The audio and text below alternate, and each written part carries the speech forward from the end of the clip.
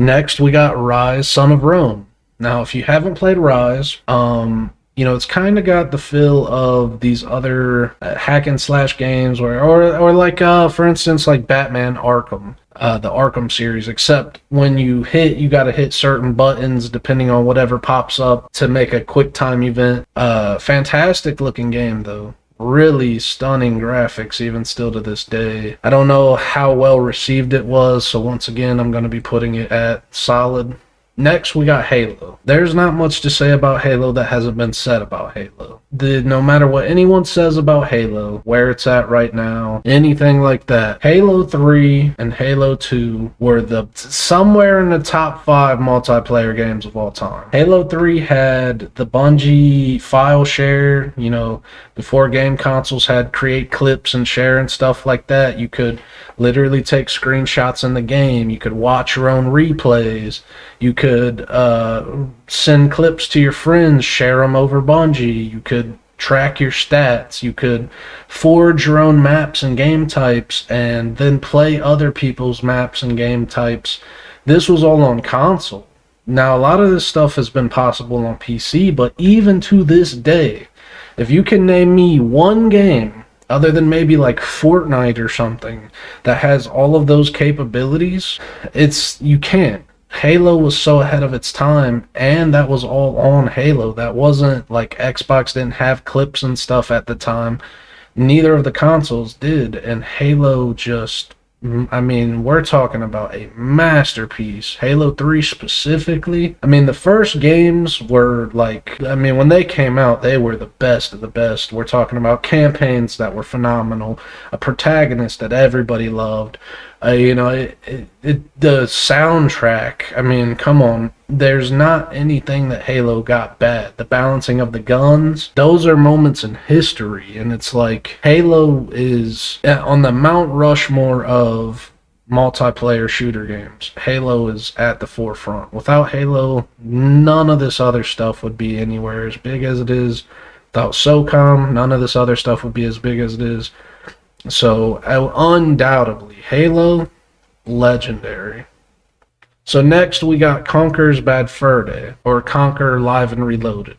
For what it's worth, I think it's a fantastic game, but looking at this list, I don't think it's classic, and it's very dated, so I'm going to put that at solid. Medieval, when it came out, Medieval was a fantastic game. I actually bought the remaster thinking oh man, I can't wait to play it. I remember loving this game. It was so creepy, and yeah, it's nostalgia.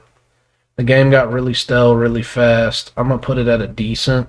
So next, I want to talk about a game called Demon Souls. Now, I already know I'm about to get a lot of hate for this one, but this game is trash. And I'm going to tell you why this game is trash, in my opinion. Demon Souls, Dark Souls, Sekiro was a lot better, but Demon Souls and Dark Souls are the epitome of boastful gaming. That's the only reason that people really like to play these games. Whether or not I'm right, I don't know, but that's the way it feels. And the reason why is, if you beat Dark Souls, what do you accomplish? Hey, I beat Dark Souls. Now you get to say that, right? But what else do you get? Demon Souls is a very tedious, it's endurance. It's not skill at all. There's nothing difficult about these games, which I know a lot of people are going to say, what are you talking about? That's what they're known for. What they're known for is being horribly unbalanced and clunky. Your character sucks. You get one hit killed by everything. I understand the appeal.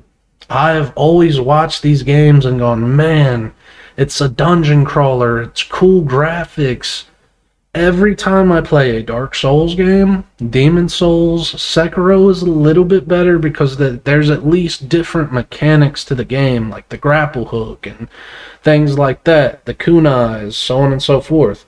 But with Dark Souls and Demon Souls, the issue with these games is that they're not really that good of games. You dodge, get behind an enemy, stab. If you get really good, you can parry and stab. Now, if we generalize anything, we can make any game sound bad, but it's all about just one-hit kills.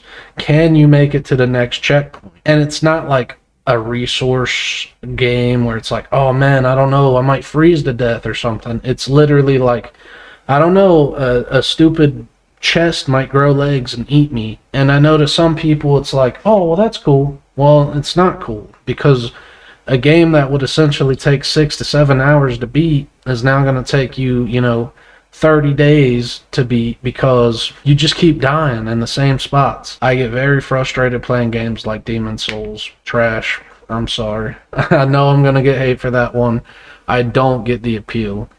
So next we got a game called Quantum Break. Now, I don't know if anyone here played Quantum Break, but it was actually, again, the same as, Hellblade. At a time where Xbox was struggling with, exclusives, Quantum Break came out and really did a really good job. For one, beautiful game. Two, it was huge. I think it was like the first 120 gig download game. Now that's Modern Warfare update size, but... Quantum Break was incredible when it came out. Remedy is really good. A lot of people really like Control. These are the same people. So, for what it's worth, I'm going to give Quantum Break a classic. I think it's got a really good story. It's memorable. Detroit Become Human is our next game. With Detroit Become Human, you're getting into basically another Until Dawn type game.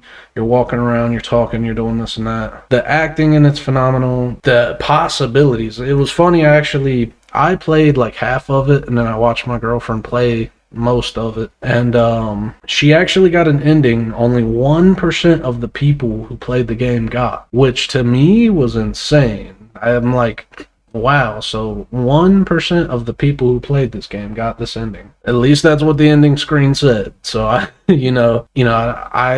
thought that was really cool. I think it's a cool game, and I think most people have heard about it, and most people are going to say, hey, it's a good game. So we're going to put Detroit right up there on that classics list. Drive Club, I'll put that on decent. Drive Club is exclusive for PlayStation. It's essentially, a racing game. A lot of them are pretty basic, pretty lackluster. That's why I put, Forza up at the top, because Forza is just a game that stands out amongst all of those games. Fable, I almost want to put Fable in Legendary, but I'm going to put Fable in Classic. The only reason is, one, they don't make enough games, which they are supposed to be rebooting it, so I'm excited for that. I have memories playing Fable. I think it was fantastic, but it's not a game that I'm like, oh my god, Fable was the best game of all time. Like, it's not to that level. Gears of War. Once again, going with classic. Gears of War is a solid game. It brings you an incredible campaign with every game. And by the way, if I wasn't clear, all of these games that have like, sequels and stuff, I'm only doing one for each one. So with Gears of War, that covers all of them. But they bring you solid campaigns, co-op campaigns, online and split screen. They bring you multiplayer that is basically esports driven. Fantastic graphics every time, no questions, good performance, and a really cool world. I would love to see like an RPG type Gears of War. I think that would be incredible. Yeah, Gears of War is fantastic. If you haven't played Gears, I recommend it. The games still are not that dated. Ghost of Tsushima. Now I want to say this. I have not beat Ghost of Tsushima, but everything I've heard about it, everything I've played, I gotta put it as a classic. Let me tell you what. Ghost of Tsushima is one of the first games in probably decades that has really captured the samurai feel of things. One, it's beautiful. It's a very good looking game. The story is super interesting. The combat is just brutal and smooth. The way the blade slashes and then blood sprays out, and the way that you're slashing, like, you never miss a hit. It's not cheesy looking. Sometimes you're playing like Assassin's Creed or something, and an axe will clip through somebody, and instead of hitting them, you're punching the sky or something. It has none of that. I mean, it's a masterpiece. The game is absolutely fantastic. The only thing that I would say is I haven't beat it. so I can't say, oh my god, the story is a 10 out of 10, but from what I've played of it, it's fantastic. It's attention drawing. I will say this, the one thing that I think is a downfall for Ghost of Tsushima is they downgraded the graphics tremendously since when they first advertised it. That being said, graphics aren't everything. They did a fantastic job with that game. Sucker Punch is a really good studio. We actually got another one of their games on this list. Let's go ahead and get to the next one. God of War. I had a personal beef with God of War for a long time, and the reason why is God of War won Game of the Year over Red Dead Redemption 2. And I personally think Red Dead Redemption 2 is one of the best games of all time. The online, garbage. Don't waste your time. Red Dead single player is what a game should be. Hundreds of thousands of animations, interactions with everything. Some people didn't like the pacing of it, and I get it, but that's the thing. Imagine your favorite games, for instance, God of War, except instead of doing the same 5 executions for the 20-hour campaign, you actually get hundreds and thousands of animations. Now I understand that there's a big workload and that these guys are very limited in resources when it comes to, you don't have a 1,000,000-man team. I get it. I understand. But in a game like God of War, I like it so far. I have not beat it, but I'm just losing interest every time I play because it's so dull. The gameplay is exactly the same, hours on end. Now, as I get going, I get more weapons, I see more executions, that'll make it funner. But for the first 6 hours of the game, I've seen the same 3 executions. Now, the story is interesting, I'll give it that. It's super overhyped in my opinion. I cannot understand why people thought this was the game of the year, because it just didn't feel like they spent as much love in it as they could. Now, again, this could change. I could play God of War all the way through and I could say, you know what? It had a slow start. Fantastic game. It happens. But man, it's dragging. And I really, really hope that people aren't just overhyping this game. I hope that as I play it more, it's like, oh my god, I see why people love this game. I personally love like the boss battles and everything. When Kratos fought the guy at the beginning of the game and they were like ripping the earth in half.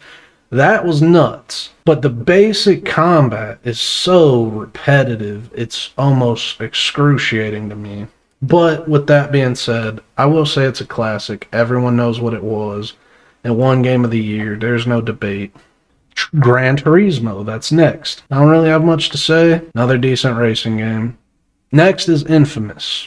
It says Second Son here, but we're talking about the entire series. Now, Infamous is made by Sucker Punch Entertainment, who also made Ghost of Tsushima. Infamous balances superhero powers with beautiful graphics and an interesting story. I would almost go as far as to say Infamous and Batman Arkham together is the new Spider-Man games. I mean, everything they did, Spider-Man copied to a T, and it just made Spider-Man animations and stuff with that same exact formula blended together. So Infamous to me, classic.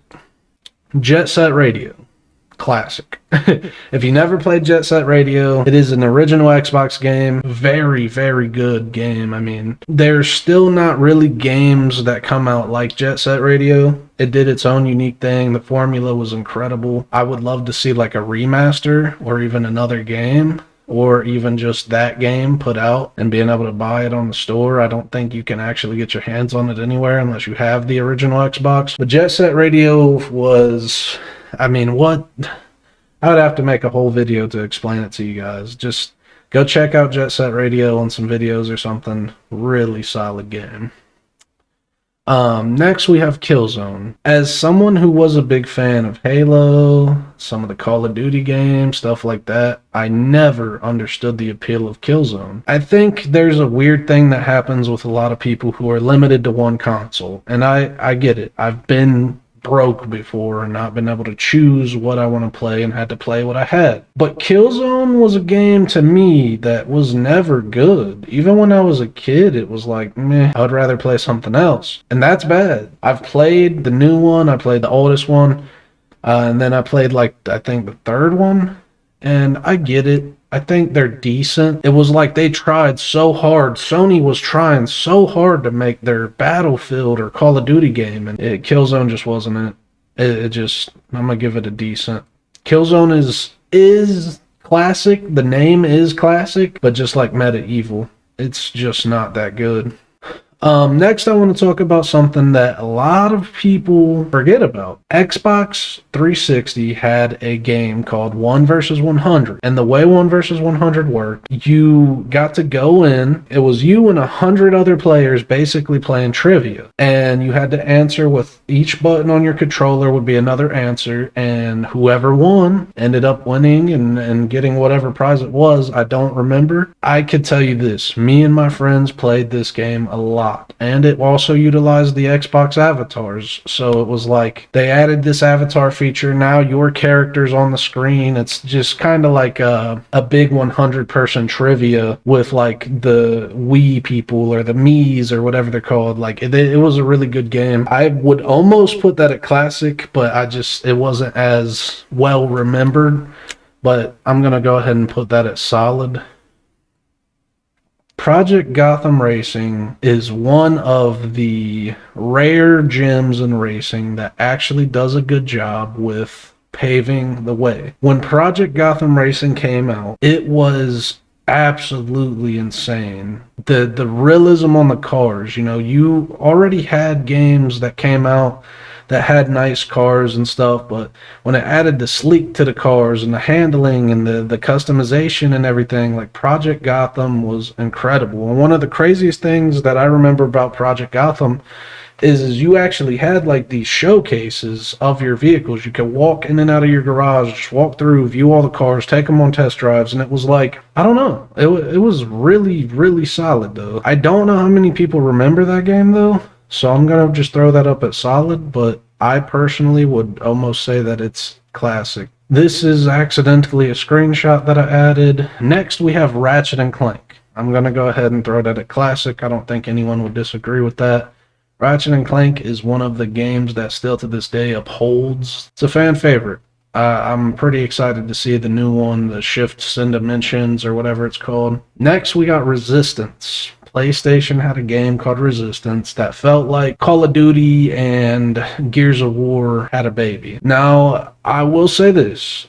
I never got to play Resistance when it first came out. I had seen it. I thought it looked cool. I never got to play it. I played it years later, and I played all three of them. Was it three? I think there was three. Might have been two, but I played all of them. I did play all of them, and they weren't that good. But because how popular they were, I will throw it on the classics just because everyone remembers it. And for what it was at the time, it was good looking and everything. It just performs really badly. And it was one of those games where it was like, you walk down the street, there's something blocking you off. There's no freedom at all. Very linear. So next we have Shadow of the Colossus. To be completely honest with you, I've never played this game all the way through. I've only played snippets, but for what it's worth, I think it's a really unique game. It's very well received, and we're going to put that at classic. Next, we got State of Decay. State of Decay 1 and 2, fantastic games on a console that struggled with exclusives. We're going to put that at classic. It's very manage your materials, keep your people alive. If someone dies, they're done. There's permadeath. Very good game. Highly recommend checking it out. If you have an Xbox or a PC, it's on Xbox Game Pass for both. Highly recommend checking it out. Next, we got Bloodborne. I will put Bloodborne at solid. I put Demon Souls at trash. I'm going to put Bloodborne at solid. And the reason I'm going to put Bloodborne there is because unlike Demon Souls and Dark Souls, just like I would for Sekiro, I think the game is much more creative. I think it does a better job with setting this dystopia, this weird vibe, and the game still wants you to progress. It doesn't get you stuck doing something stupid. It is difficult, it is still tedious, but it's much better, in my opinion, than the Demon Souls and Dark Souls. The Order's 1886 or 1776 or something like that? 1886. Man, when this game came out, super cinematic, beautiful looking game, trash. The game was so short. Not only was it short, We've heard nothing about a sequel or anything like that. I would love to have seen it expanded. I'm not actually going to put it at trash. I will put it at solid, though. And the only reason I'm going to put it there is because the gameplay, you know what? No, I'm going to put it at decent. The gameplay was so bad, but it was visually incredible and the story was really good right off the bat all the way to the end. But it's almost like it would have been better off being a movie. It was really not a good game to play. So next we have Uncharted 4, Legendary. Uncharted 4 is one of the best games ever made. If you have not played Uncharted 4, play Uncharted 4. I'm not paid by Sony or Naughty Dog or anything like that. Uncharted 4 is literally one of the best games ever. I mean, from gameplay to dialogue, character development, it is a masterpiece. 10 out of 10. I would play it again and again and again. It's a wonderful game. Shout out to those guys, that development team. You guys did incredible. I just noticed one that I didn't put on there. I don't know how I forgot. I think my file just didn't upload, but The Last of Us, I'll put it on Classic. And the only reason I'm not going to put The Last of Us on Legendary is because, for one, the second game's story was very drawn out. It ended horribly, in my opinion. The gameplay mechanics were still fantastic. It still did a good job. Just because I disagreed with the story doesn't mean that it wasn't still at least emotion deriving. They did a good job of investing you into it. But the first game was classic, borderline legendary, but because it's linear and the gameplay is very limited, I can't make it legendary. But next we got Unreal Tournament. I'm going to put that at classic. Unreal Tournament is something that people still play to this day on PC. I don't really have too much to say about it. It was a wild game. Very, very fun game. It's free to play on the Epic Store if you want to check it out. Next, we got Heavy Rain. Once again, I'm going to go with decent. Heavy Rain was a game that just, again, everyone just loves these games and the narratives, and I get it, but I just could not get into these games. Now, I do also want to say this. Next, we got SpiderMan. And don't get me wrong here, because again, I know I'm going to get a lot of hate, but I'm a realist. I don't, like a game just because it's a big AAA game. I don't suck up to developers. I don't tell people games are good if they're not. SpiderMan is not a legendary game. It's hard to even say it's classic in my opinion. And the reason why, outside of the story, which was decent, it was borderline good. The only thing Spider-Man had going for it was the graphics and the way you swing through the city. It was incredible feeling. But after hours of swinging around, the only thing you had left to do was grab backpacks, take pictures of buildings. Now again, I could be coming from a very biased standpoint, but it's super drawn out and it's just not that fun. The boss battles are very repetitive. Now, I'm not in any way trying to hate on it. I'm a Spider-Man fan. I love the Arkham Knight games. I like superhero games. I like the old Spider-Man games. But just as well as I wouldn't put those on classic, I don't think I'm going to put this Spider-Man on classic. I think it's highly overhyped because it's Spider-Man, it's beautiful looking. But when it comes down to the actual game, I don't, and this is the thing, in comparison to the other Spider-Man games, it's fantastic. Of course, it's one of the best games. But those games sucked.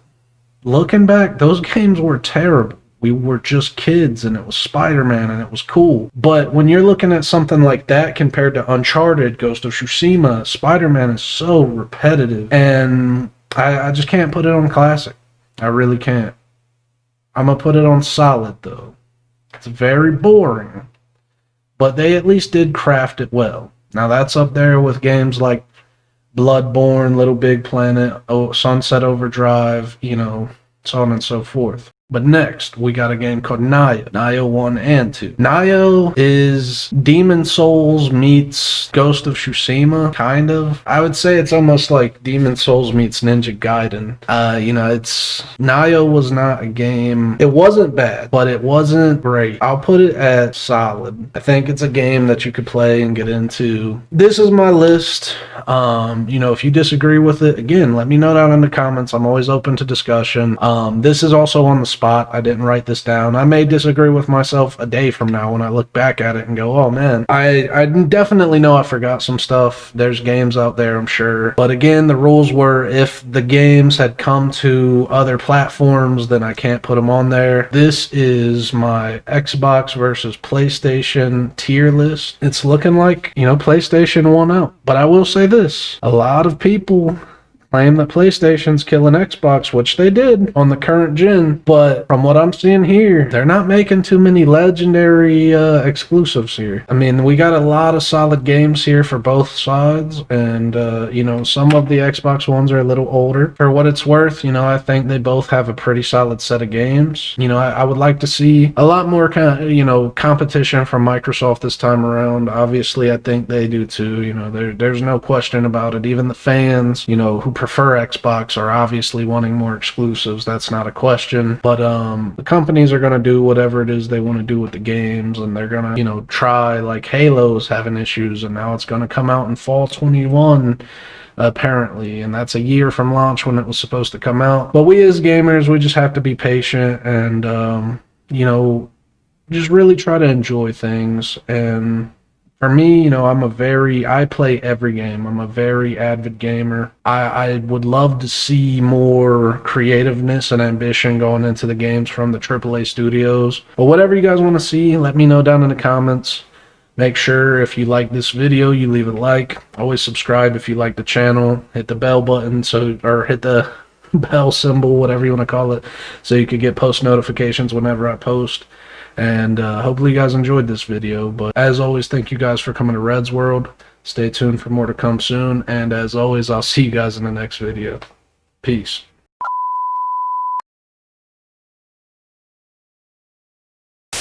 I show the pain in the people we paint in the pavement, pour blood on the precipice. I can tell what you are thinking, we're breaking and caving and all of the relevant media sources cross swords with the forces and forces.